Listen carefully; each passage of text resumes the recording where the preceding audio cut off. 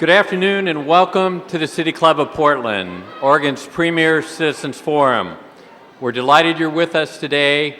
I'm Don Williams, president of City Club. Today our speaker is Mayor Tom Potter, who will give his annual State of the City address. Thank you for coming out to Jefferson High School for a very special Friday forum. We'd like to express our sincere appreciation to the students, the faculty, and the administration of Jefferson High School.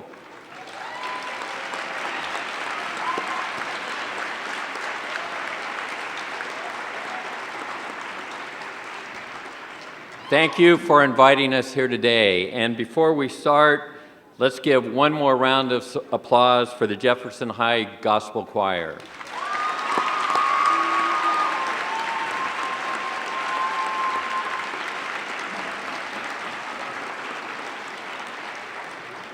First, a few announcements. Join us next Friday at the Governor Hotel. Our speaker is Ted Wheeler, who's chair of the Multnomah County Commissioners. His topic, Taking on the Tough Ones, the plan for Multnomah County. And he'll share his observations from his first year in office and his initiatives to improve public confidence in the county. You can reserve your place online or by calling the City Club office. Now, next Friday, you're also invited to drop by the City Club Commons from 4:30 until 6 for a final Friday open house. We want you to check out the new art show, and also this will give you a chance to talk to the members of the City Club who just completed the City Club's report on reforming the Oregon's initiative and referendum system. Food and no-host bar will be available. It's a free event, it's open to the public, and no reservations are required. How many of us have tried to make sense of the various health care proposals offered by the presidential candidates?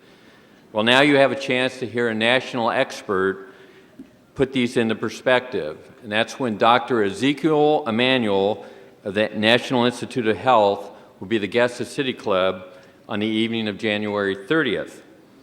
He'll lead a discussion about health care reform and solutions for what he considers to be a broken system. The event is January 30th, Wednesday at the City Club Commons from 6 to 7:30 p.m. Please make your reservations through Kim at the City Club office. We wouldn't be able to have these great City Club Friday forums without the wonderful support and generosity of our corporate sponsors, and please join me in thanking this quarter's sponsors, the law firm of McEwen Gisvold LLP and Edelman Public Relations.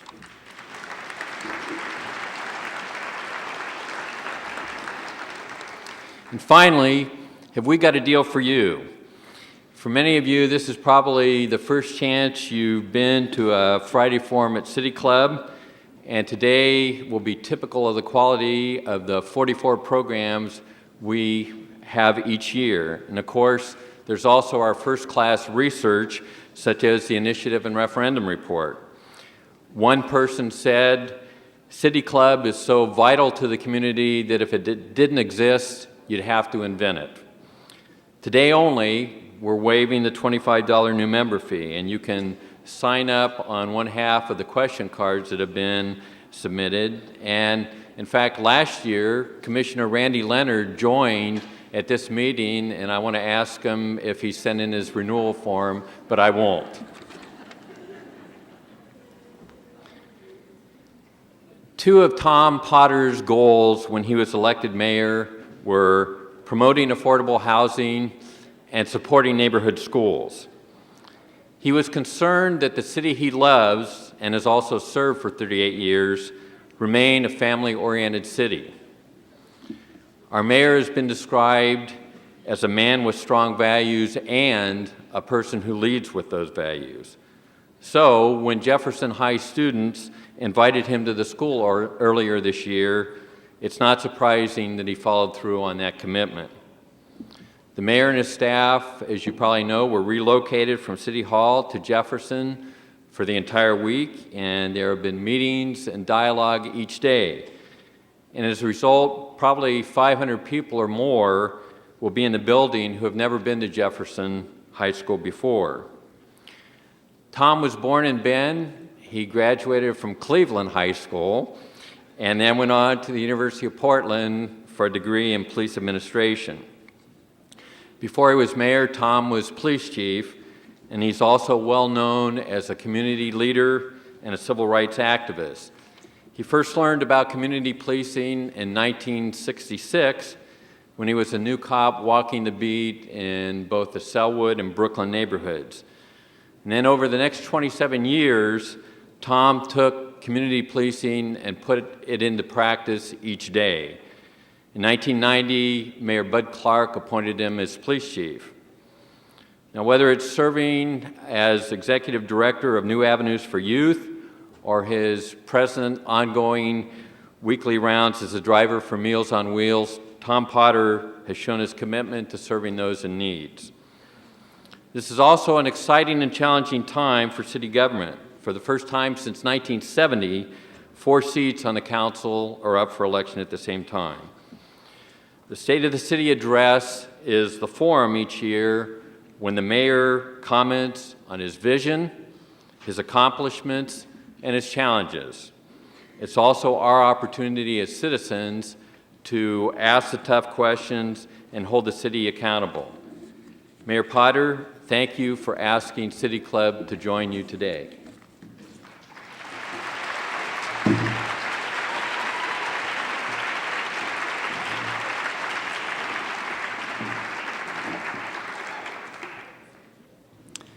Welcome to Jefferson.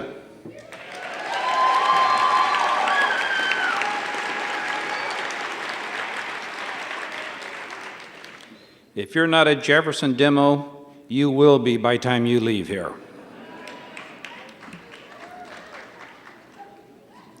I also want to thank the Jefferson High School Gospel Ensemble. They're a remarkable group of young people. They do a great job of singing, don't they?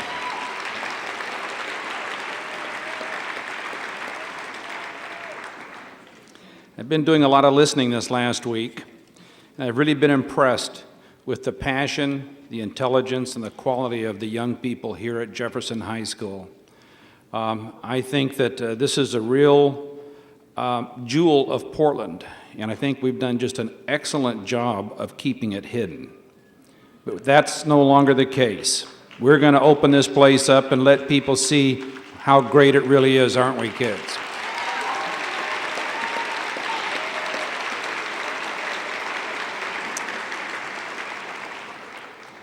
The Harriet Tubman Academy for Young Women is close by here and is part of Jefferson High School. So on Tuesday I went out and visited Harriet Tubman School and got to meet the administrator, Aurora Laura, and be careful how you say that, but she's a great person. And I also got to meet somebody else.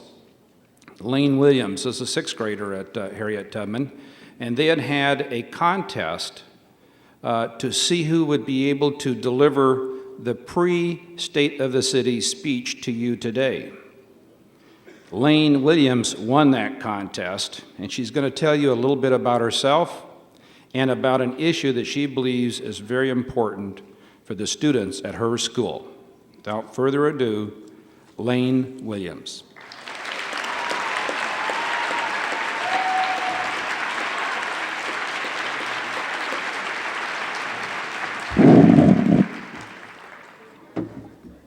Hello everyone, my name is Lane Williams. As you all may know, I'm from the Harriet Tubman Leadership Academy for Young Women, which is one of the 4 academies of Jefferson High School. Our academy held a speech competition where students were asked to write a short speech about an important issue facing kids today in Portland. And I'm the person who won. Hi, Mom. Before I start, I would like to say how honored I am to be here speaking on the behalf of the kids of Portland, and I would like to thank the mayor for giving me this wonderful opportunity. Thank you.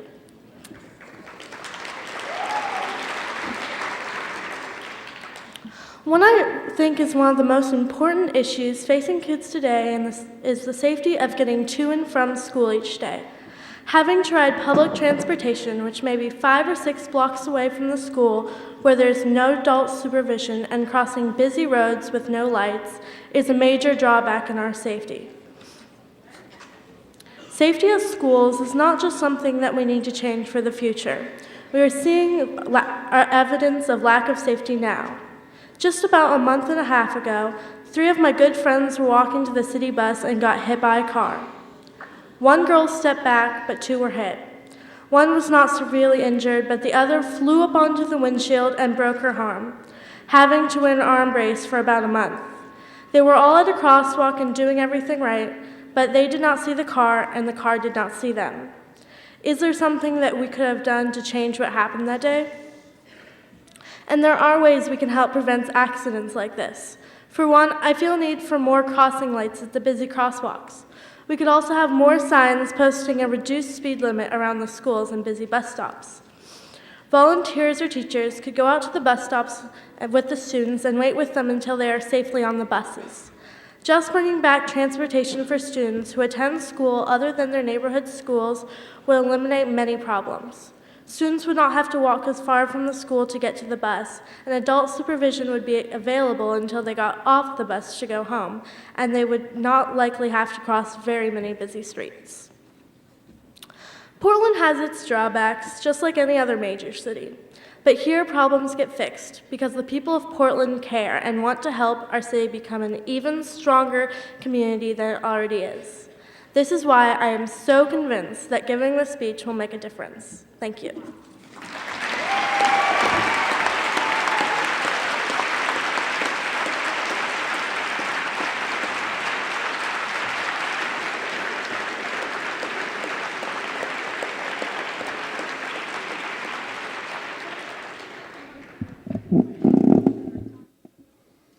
You know, it's been said that you should never follow a young person in a speech.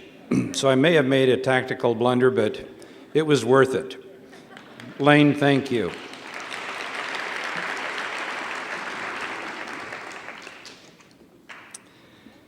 Well, I really want to welcome everybody here today. This is a special place, and they have been especially gracious to me and to the many staff people from the city of Portland who have been here over these last 5 days. Including today, more than 900 people from all walks of life have visited this school in the past 5 days, most for the first time. I believe each of us will come away from this experience a changed person. Jefferson High School and the surrounding community that both loves and supports it has been a wonderful teacher to all of us. It's shown us the successes and challenges that face every school in Portland, and served as a warm and welcoming inspiration to be involved in the lives and future of our children. I'm glad I've been here to witness all of this. In fact, I can tell you right now, this has been the best week of my tenure as mayor.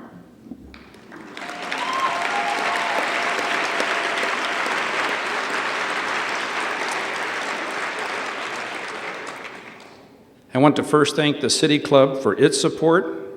When we approached the City Club a year ago about bringing the state of the city into a community setting, they were enthusiastic about the idea.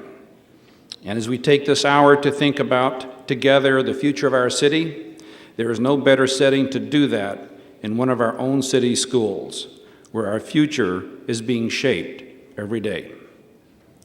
I want to thank the Portland Public School District, particularly Superintendent Carol Smith, for allowing us to come to Jefferson. The district was kind enough to provide the school buses that brought many of you here today. I can only imagine the memories that you had on the ride over. I just hope that the driver did not have to stop the bus because of unruly people. And I also want to thank Principal Cynthia Harris. She's a remarkable human being, a wonderful principal, and a cheerleader for this school.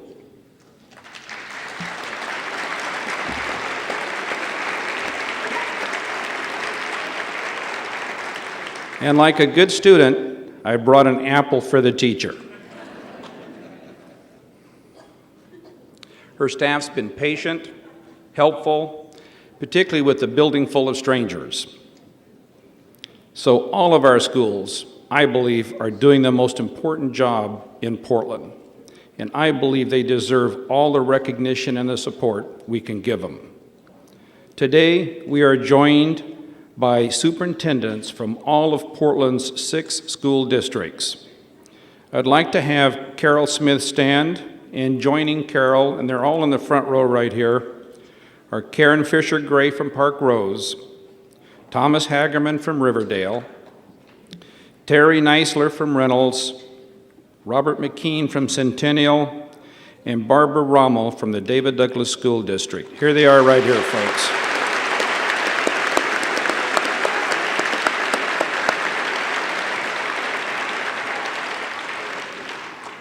I've had the opportunity to work with these folks. I think the Portland area is blessed to have people like that. I also want to recognize my fellow council members, Commissioner Sam Adams. If you folks would stand, Commissioner Sam Adams, Randy Leonard, Eric Sten, and Dan Salzman.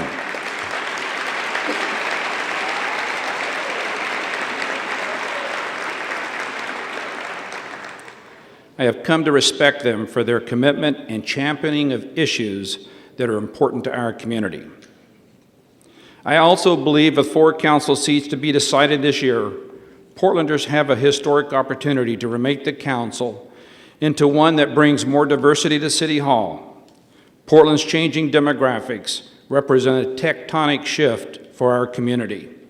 And the day is coming soon when our decision makers will more completely reflect that shift. I believe we'll be a better city when that happens. I also want to acknowledge a number of community leaders and elected officials who contributed their time this week. Multnomah County Chair Ted Wheeler, Commissioner Jeff Kogan, and the following elected leaders are here today: Della Fruz Williams from the school board, Dan Ryan, Portland School Board, Bobby Reagan, and Senator Kate Brown, Dan Ryan from the school board, Sam Adams. You're not in the school board, are you, Sam? Gary Blackmer, the city auditor of the city of Portland, and all the other wonderful community leaders. When I came in a while ago, I was impressed that there were so many people, community leaders and public leaders, that we're going to spend part of the day here at Jefferson. Let's give them a hand.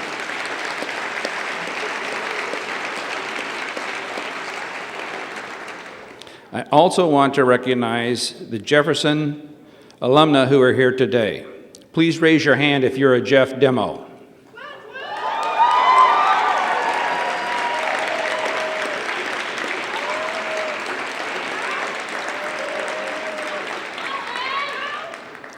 And now I'd like all the teachers, staff members, and students from any Portland high school, please stand and be recognized. You're our heroes.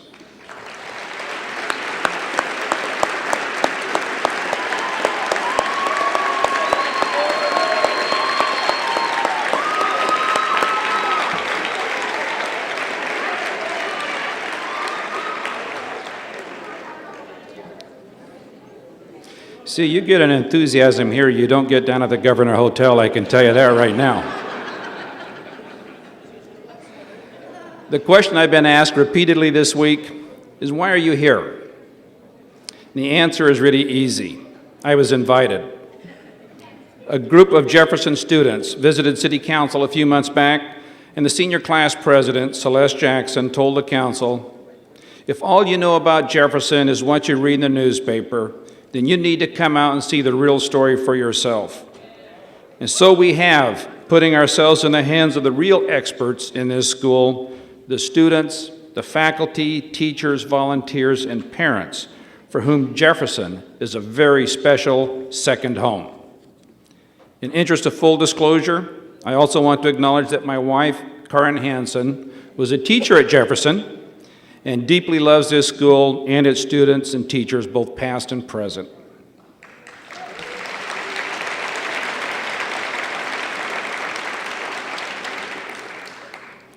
I started this week thinking I knew something about our schools and about our children. I've been humbled by the lessons for our community. They're everywhere in these hallways and classrooms, and in fact in every Portland school. The lesson that student success has a direct relationship to the support they receive from family, faculty, and community, no matter where they go to school.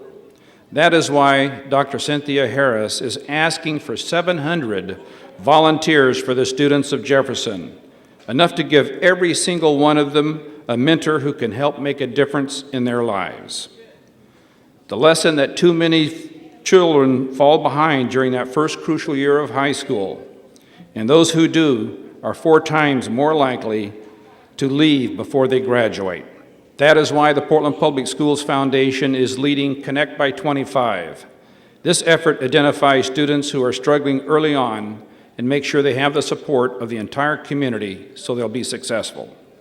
This summer, Connect by 25 will launch 9th Grade Counts, an effort to ensure that children making the transition to high school who need help are connected with mentors, tutors, and community support.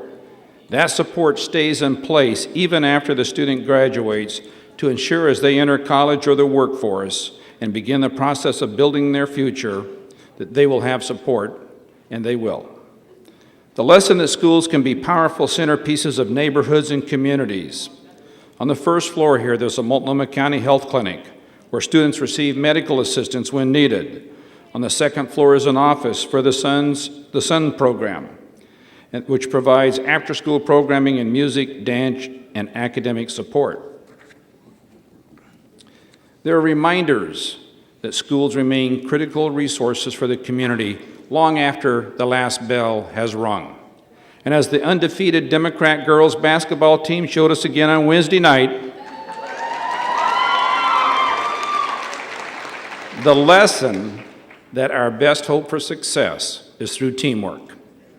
If our schools and our children and our city are to succeed, it will be because we are each willing to do our part. We are each responsible for the success or failure of what happens inside and outside these classrooms. If we point fingers, if we spend our time saying the legislature's failed us, or teachers have failed us, or the system has failed us, then the only certainty is that too many of our children will continue to fall behind, and that's just not acceptable. To succeed, we must each be a contributing member of this team and work together so all of our children win. Too often, the only headline we read about in our schools are a dark picture. But the final lesson from walking these hallways for a week is how optimism and hope comes from hanging around teenagers who are so full of life and who have told me numerous times, "We're not the problem, we're the solution."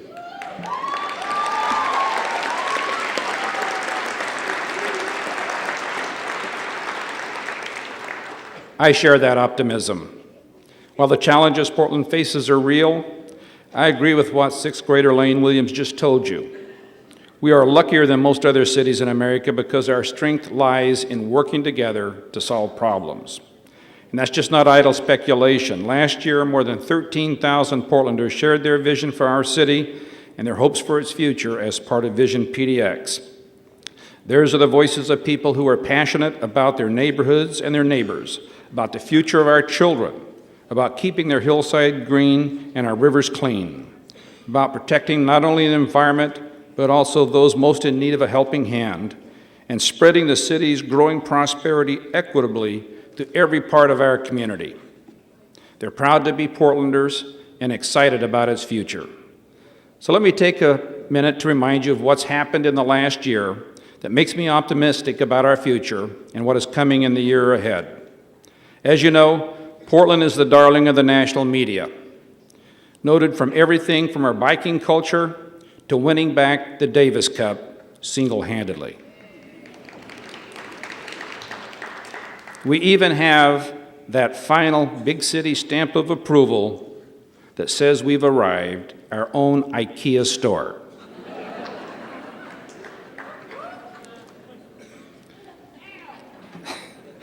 But I believe that there are 5 areas that are worthy of special attention today: our business climate, the safety of our neighborhoods and streets, our commitment to being stewards of the environment, how we make our city more livable and welcoming to all, and last but most important, the future of our youth. First, in the midst of economic uncertainty nationally, the business climate in Portland is the most welcoming it's been in years. Downtown, Macy's is open for business again, Carl Grieve Jewelers opted to stay where the action is, and Brooks Brothers has joined the mix. 4 new office towers, the first Class A office space to be built in nearly a decade, will rise as Portland's low vacancy rates and rising commercial rents attract long-term investors to downtown and the surrounding Portland neighborhoods.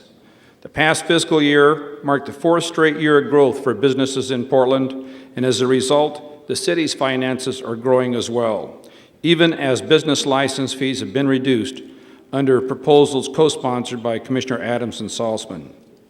The annual Service and Efforts Accomplishment Survey just released by Auditor Gary Blackmer show more and more businesses rate Portland as a good place to do business. People have heard the good news and are coming for themselves. PDX set a new record of 14 million passengers through the terminal in 2007, and in March, Northwest Airlines will launch a direct service to Amsterdam. The Portland Development Commission is making big strides towards becoming more transparent, inclusive, and accountable. And I'm extremely proud of the work that Commissioner Mark Rosenbaum, the PDC commissioners, Executive Bruce Warner, and staff are doing to make all our communities economically successful. One way that I changed the business was done in 2006 by having the PDC budget priorities developed with the City Council in a public and transparent forum. This year, that collaboration included a new home for the Miracles Club Addiction Recovery Program, a new revolving loan fund that provides flexible loans to small businesses that traditional lenders simply can't provide, and the planned revitalization of the city-owned Smart Park at 10th and Yam Hill with new retail and residential space. Another success story that resulted from last year's collaborative budget process was the formation of the Urban Renewal Advisory Group, which includes County Commissioner Jeff Kogan and Planning Commissioner Don Hanson. Next month, they'll make a recommendation to City Council concerning the impending expiration of 2 downtown urban renewal districts, both of which have been in existence over 20 years.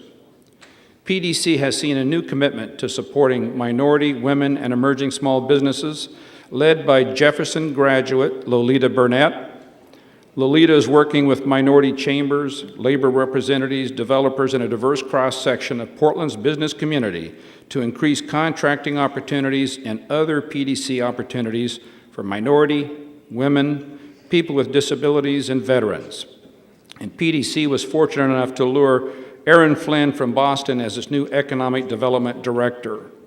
Aaron was quick to learn that small business is the backbone of Portland's economy, and by creating a new community economic development team within PDC, Aaron will ensure that PDC resources nurture the mom-and-pop small businesses as they work to attract large employers to our cluster industries, including manufacturing, high-tech, creative services, and of course, our nationally recognized sustainable industry.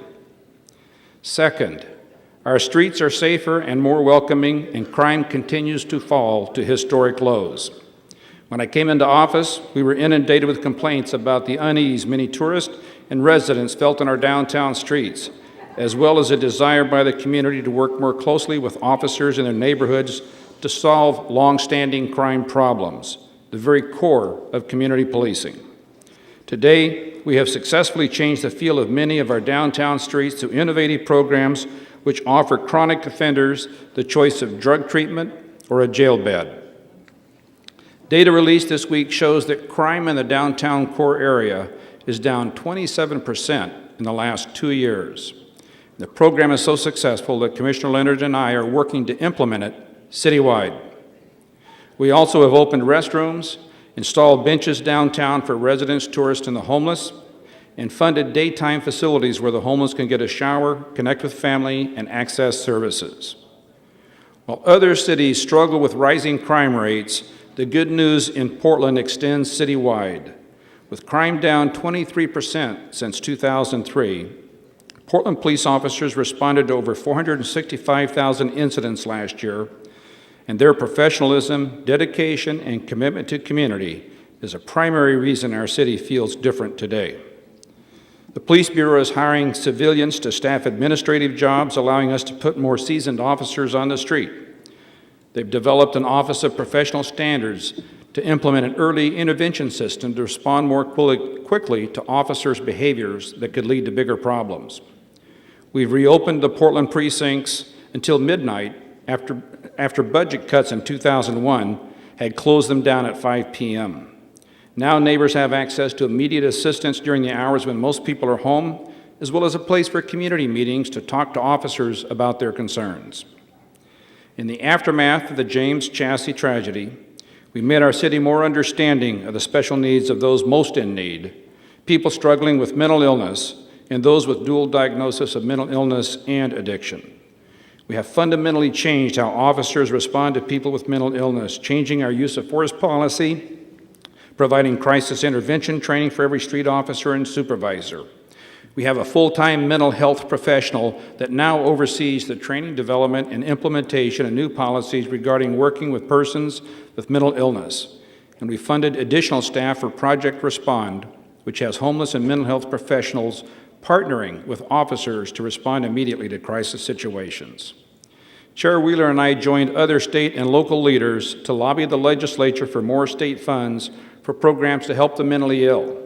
Thanks to the efforts of people like Senator Abel Gordley and others, an additional $41 million in new funding was appropriated.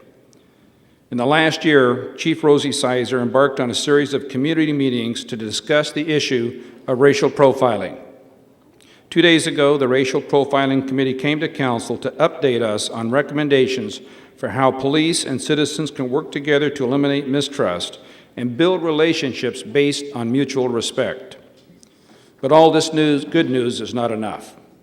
That is why I'm asking the City Council to prioritize the 2008-9 budget to provide funds to begin addressing our dangerously outdated public safety communication system. After tending to the needs of our fire, housing, and park bureaus these past few years, it is time for the Council to acknowledge that our public safety training and communication system, particularly 911, are beginning to fail. We must replace our 911 system, our police data system, and the citywide 800 megahertz system before they fail in an emergency and cost lives. Portland currently expends unnecessary money and manpower to have police officers drive to a gun range in Canby and often find the firearm training range impossible because of flooding. Likewise, in emergency driver training, the site is often unavailable, requiring officers to drive to Shelton, Washington for training. We desperately need a regional training facility that would be used by agencies across the region for in-service training, including weapons and drivers training. And as a recently completed top-off exercise vividly demonstrated, we must replace our Emergency Coordination Center, which will be critical to safeguarding our city in a real emergency. We need to co-locate with Multnomah County Emergency Services so the two agencies can work side by side during a large-scale emergency. I understand there's not enough money to pay for all these crucial needs. We must use the budget process to begin making headway while economic times are good.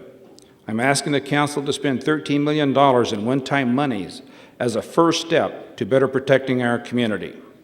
Third, Portland continues to lead the way not just as in a greener world, but a more sustainable one. In the words of Kath Williams, the immediate past president of the World Green Building Council, the world watches Portland. We have reduced greenhouse gas emissions by 14% per person, at the same time increased jobs by 14%. Proving a clean environment can create jobs and make money for hundreds of local companies. We lead the nation in LEED certified green building. Under the leadership of Commissioner Salzman, Portland has achieved one of the highest combined residential and commercial recycling rates of 63%. And recently the Council passed a resolution to reduce fossil fuel use by half over the next 25 years and cut CO2 emissions by 80% by 2050. Thanks to Commissioner Leonard's leadership, Portland service stations now pump biodiesel, and Portland Portland's actions are creating jobs not just here, but in other parts of Oregon. Our biodiesel is being produced from canola from eastern Oregon and potato chip oil from central Oregon. The wind power that will fuel 100% of city-owned buildings by 2010 will come from the windy hills of eastern Oregon. All this happened not because of government, but because Oregonians long ago realized that success in the future will not be measured by the size of our McMansions, but by the size of our carbon footprint. And our riverfront is just a bit greener this year because after more than 100 years of dreaming, we secured a magnificent piece of Ross Island for Portlanders to enjoy forever. I want to thank Dr. Robert Pamplin and the Pamplin family for their generous contribution.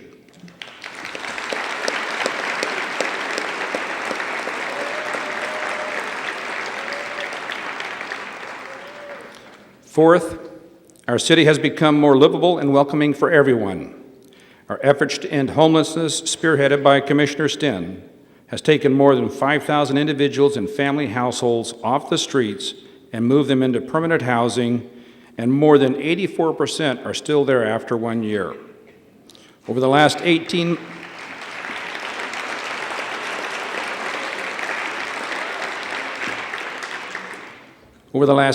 months, PDC has committed $21 million to support over 800 low-income housing units, including nearly 500 new units of rental housing and 350 units of existing housing that were rehabilitated and preserved for long-time affordability.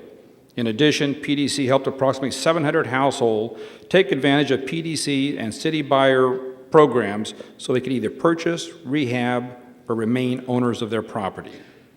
The City Council, through the leadership of Commissioner Stinn, adopted a 30% set-aside for all tax increment financing in urban renewal areas, which will be used to develop and preserve more low-income housing and help more residents to become first-time home buyers.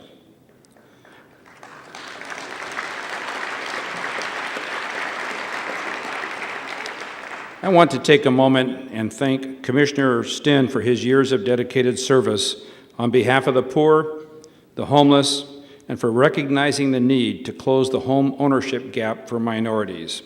Thank you, Eric. Our city is better off for your efforts and your legacies.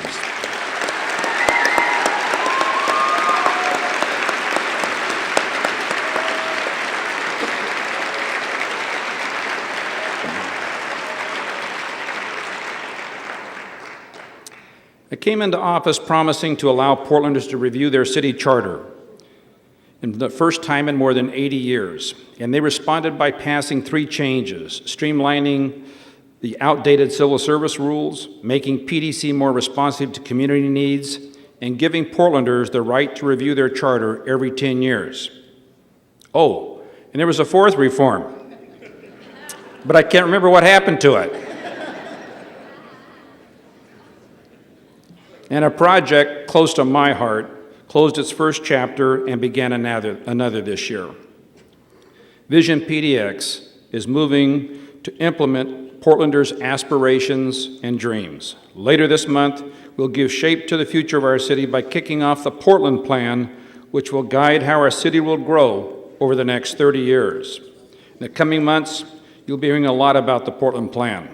And we're also accepting applications for the Vision into Action Coalition, a community-led alliance of organizations, businesses, government, and individuals who will act collectively to ensure implementation of Portland's vision. Many mayors measure their time in office by what they build, but my focus has always been in increasing the number and diversity of voices that shape our city. Just this week in this very auditorium, the City Council passed a resolution creating an Office of Human Relations with the mission of advocating for the rights of every Portlander, bringing people a greater understanding and respect for each other, and engaging more members of underrepresented communities in their government. This has the double benefit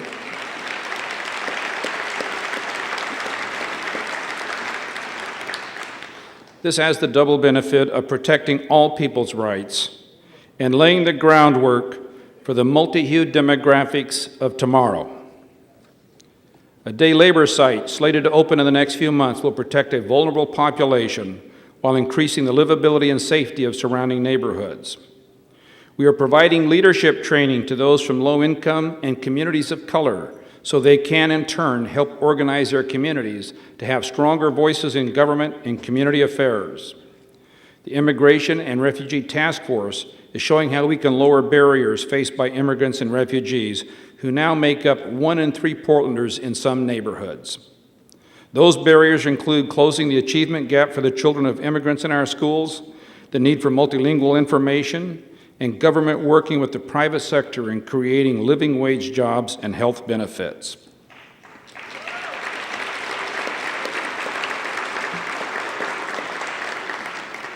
But the good news here is still not enough. That is why I'm asking the City Council to use the budget process to ensure that these important voices are not only heard, but they will continue to be heard for generations to come. I'm asking the Council to adequately and, most importantly, permanently fund these programs with ongoing monies that will make these inclusionary programs a true part of Portland and not a goodwill gesture too soon forgotten or changed when times are tough.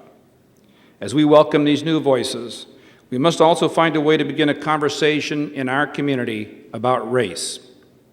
It is an uncomfortable topic for many, but I believe race remains an ugly open sore on the body politic, and until we start talking honestly with each other and listening, it will remain that way.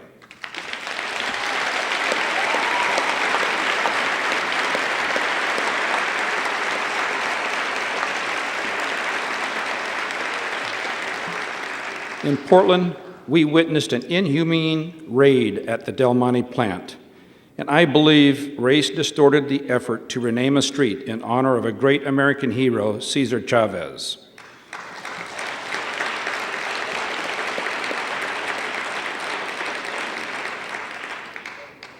The issue of race isn't restricted to one area of Portland, but instead affects us all, and we must continue to advocate for immigrant rights at the federal, state, and local level to ensure every immigrant and refugee has a pathway to citizenship, keep their families together, and for every child, regardless of their birthplace, to have the right to attend school in their adopted community.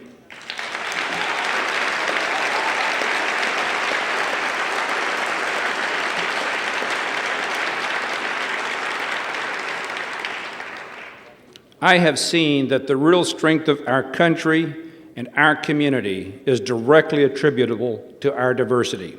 And now is the time to strengthen the growing multicultural fabric in our beloved City of Roses. I accept my responsibility to lead this discussion, but I am also calling upon the people of Portland to start discussions with their families, our ethnic communities, and neighbors. Over the next year, I will be holding community meetings in different parts of Portland, not to point fingers, but to see how we can discuss the issue of race in a manner that allows all of us to grow in understanding and acceptance, and one that will position Portland to be even more competitive in the global economy.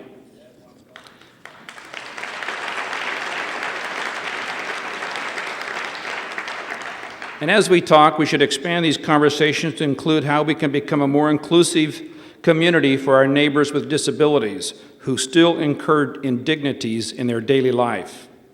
And for those in our gay, lesbian, bisexual, and transgendered communities still living in the twilight zone of bigotry, not knowing when or if they will be granted the simple rights of domestic partnership the Oregon legislature gave them last year.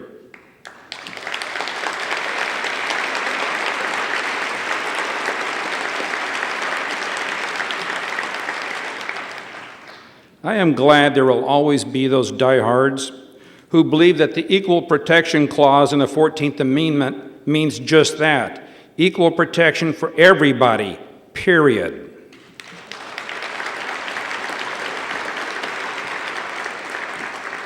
Fifth and finally, I am optimistic about the future of our youth. But for that future to be bright, as I believe it can be, all of us must be asked how we can become involved in the lives of our city's young people. One document gives us many clues on how to begin that journey. It's called Our Bill of Rights, Children and Youth. It is unique in that it was created by youth for youth.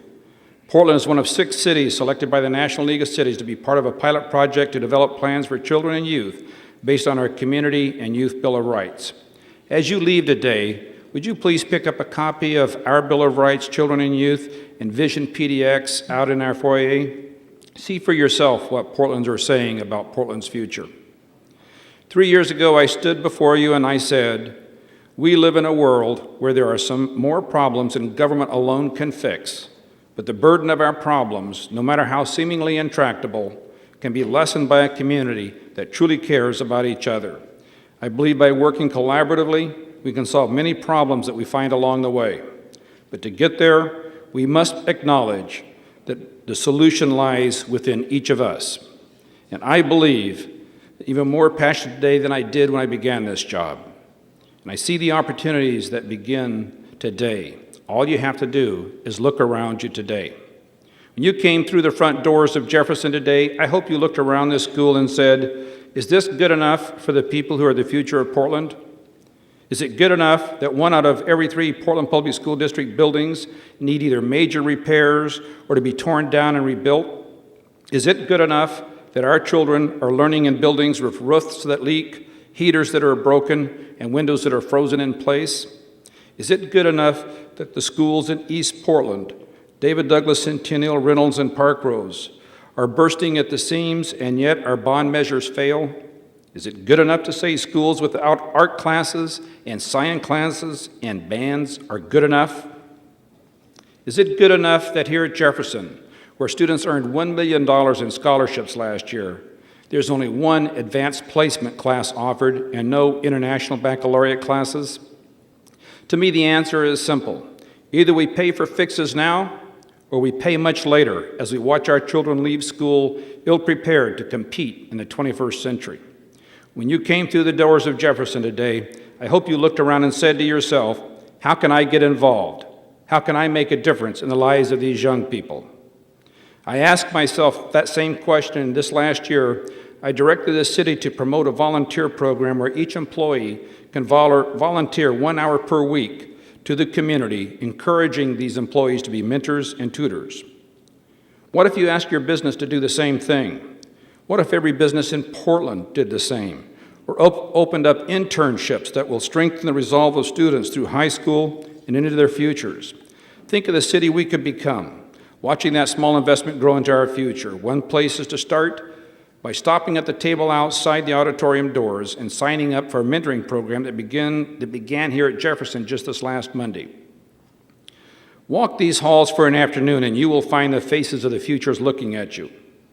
Stop by the Harriet Tubman Academy for Young Women, as I did Tuesday, and say hello to Academy Administrator Aurora Laura.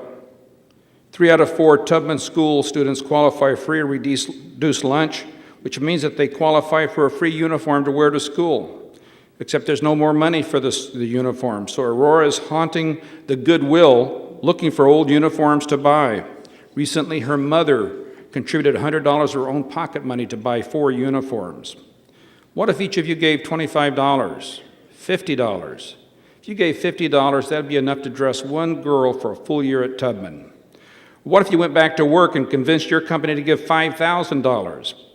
That would send the entire Tubman student body to OMSI for a full class year to take science classes that could forever change their lives. Finally, when you came through the doors of Jefferson today, I hope you looked around, met the students, and were somehow changed by your experience. Our future is walking in these hallways just outside the auditorium doors, or perhaps they're sitting next to you. Their future is waiting for you to be part of it. I want to thank you all for coming to the City Club meeting. This is my last official City Club speech as mayor. There's still more to do in the year ahead, so this is no time for goodbyes. But I do want to take a moment while we're all together to tell you how rewarding this work has been. Even in my most difficult day in office, I have never lost sight of the fact that I am so fortunate to have had the opportunity to serve this wonderful community, and I feel deeply honored to be your mayor.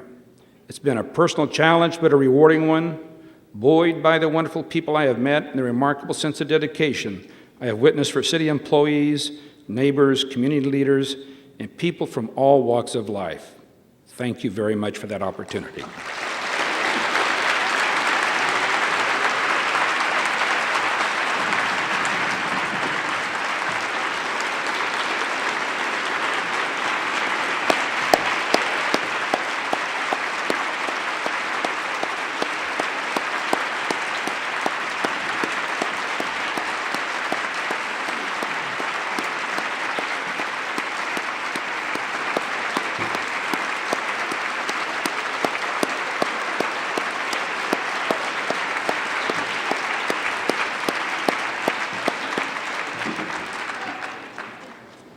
Thank you very much, Mayor. Before our question and answer period, two very short announcements. The shuttle buses back to Portland will leave at 1:25 and 1:35. If you're not taking a shuttle bus and you want a quick tour of the school, meet at the entrance to the auditorium. And last week, City Club lost a great friend and leader. Former City Club President Ogden Beeman passed away last weekend. His memorial service will be at 2 o'clock on Sunday at the Unitarian Church downtown. We'll miss you, Ogden. Asking a question of the speakers is generally reserved for City Club members, but today we're going to make an exception to that, and we're extending the privilege to everyone here. Questions, cards were distributed during the program, and if you haven't turned yours in, you can raise your hand and an usher will collect them. Our first question will be asked by City Club board member SHARON Robbins. SHARON is the City Club secretary and, more importantly, a Jefferson High School alum. Her question will be followed by a question from Lane Williams, and they'll alternate. SHARON? So you talked about the progress that's been made with respect to the city's economy, and obviously across the country a lot of folks are concerned about what direction the economy is moving in. Can you tell us what you think the role is that city government and specifically the council plays in shaping the business environment in Portland, and what priorities are still out there for things that we need to do to make sure we keep our economy strong and continue to grow family-wage jobs? I think that some of the things that the City of Portland can do, first, are to encourage businesses to locate here, grow here, and stay here. I also think it's important that the city looks at its taxing structure to ensure that taxes are equitable and fair. In that regard, over the last few years, we've reduced the business license fee tax on small businesses because of the disparate impact on them, but we also reduced fees and taxes in other areas. And so that's one area. The other one is to help businesses create the kind of jobs that attract people to Portland and pay living wages and health benefits. And so one of the things that we've been doing over the last few years is working to create more opportunities for sustainable businesses in Portland. Commissioner Saltzman and I traveled to Chicago a few months ago to promote what Portland is doing, and then we took over 50 businesses from Portland with us that have been successful. Because there seems to be this idea out there that you can't make money doing a sustainable business or managing one, and that's just not the case. We have many businesses here in Portland that are exporting what they've learned here to other cities. So there's a number of things that we can do, but we also have to keep our families here in Portland. And once again, Commissioner Stin has been working on a program that will bring together neighborhoods and schools and housing so that we can provide more opportunities for families to buy houses near their schools to encourage them to stay here in Portland. And quite frankly, it's not just a job for government, it's all of our job in the business community. We've got to go out, and you've got to go out and recruit, and I know you do, businesses. We've got to make sure that we promote the good things about Portland.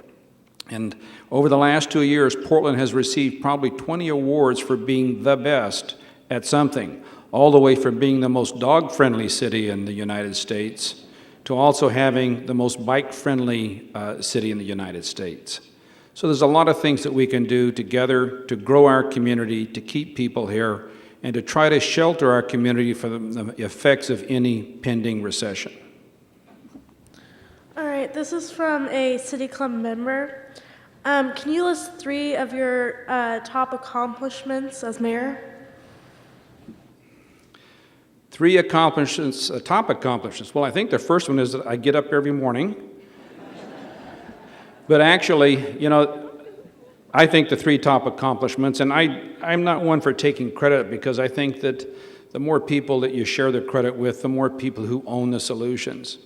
But I do feel good about the fact that we have begun to pull people who have previously been not part of the system, not part of the discussions into the public arena through our Immigration Refugee Task Force, and that issues, whether it's around renaming Interstate Avenue or other issues that our minority communities are concerned about, is that I believe that's an important role for any elected official, to champion those voices who have been underserved and underheard.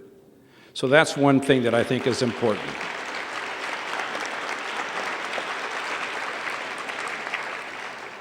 When I came into the mayor's office, I heard a lot about the relationship with the business community and how Portland was an unfriendly place to work and to have a business. And I think we've changed that. And I say we, I mean the city council and myself have really worked hard to try to build relationships within the business community, but also to see where there were the opportunities to work together to create a better community. The business community was instrumental in helping Portland and the citizens come up with additional funds for our schools in the last 2 years. They deserve a lot of the credit for that. And as I said earlier,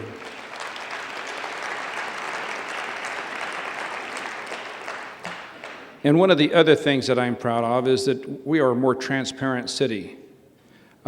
We conduct our budgeting process in public. We have more people involved on a regular basis from the community in the decision-making of the city. And as a community, we work hard at trying to make sure that everybody has a voice in government. I believe that in a democracy, that it's best served when everybody's engaged in making the community better. Those are 3 of the areas that I can think of.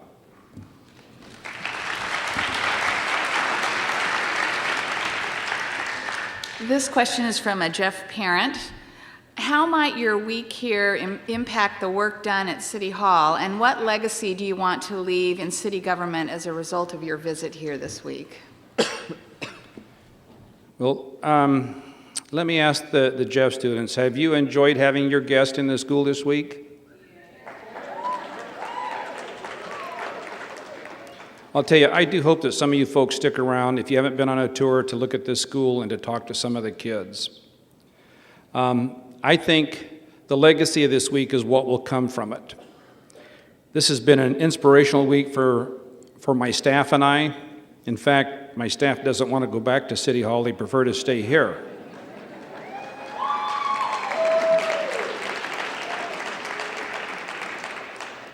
But, we have a number of interesting things that have happened this week.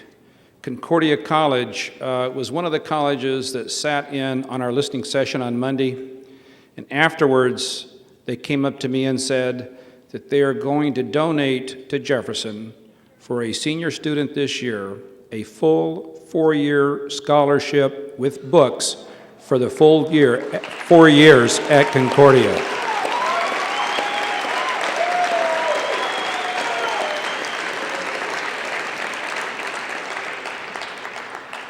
We met yesterday morning with the Northwest Labor Council and some people involved in workforce training here at the school and in a nonprofit area. And out of that has come the agreement that we're going to work together to involve our labor unions in providing more opportunities for young children graduating from high school and during high school to learn the different job trades that are out there, to provide some summer employment opportunities and training opportunities, and make sure that those students who are not going on to higher education have the opportunity to get a living wage job with benefits here in the city of Portland. I'm very proud of our unions for doing that.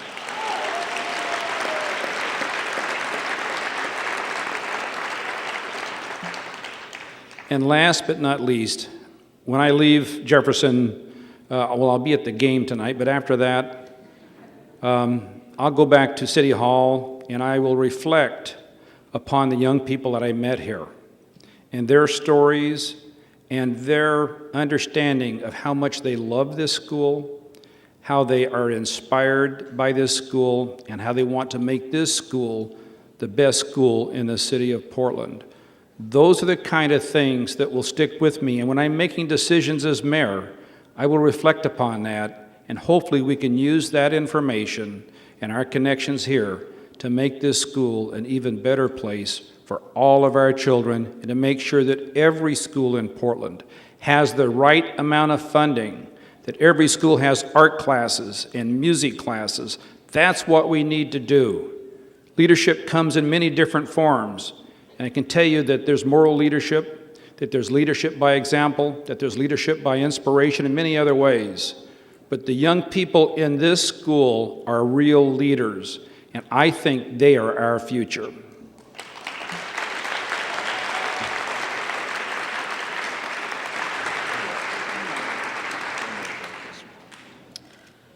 Okay. This is from a Jeff parent. What specifically can City Hall do to improve Jefferson High School or any school in Portland? Well, the City of Portland does a lot of things for the schools in Portland, including Jefferson. We provide school resource police officers. We provide a lot of the maintenance of parks and playgrounds for the city schools. And we provide a lot of opportunities for children to participate, young people to participate in programs such as internships in the City of Portland. So there are many things that we do, but I'll tell you this, I don't think it's enough. And after having been here this week, I would hope that you would agree that we cannot stand by and let our children receive only a half-baked education, not because of teachers, but because of funding. Thank you all.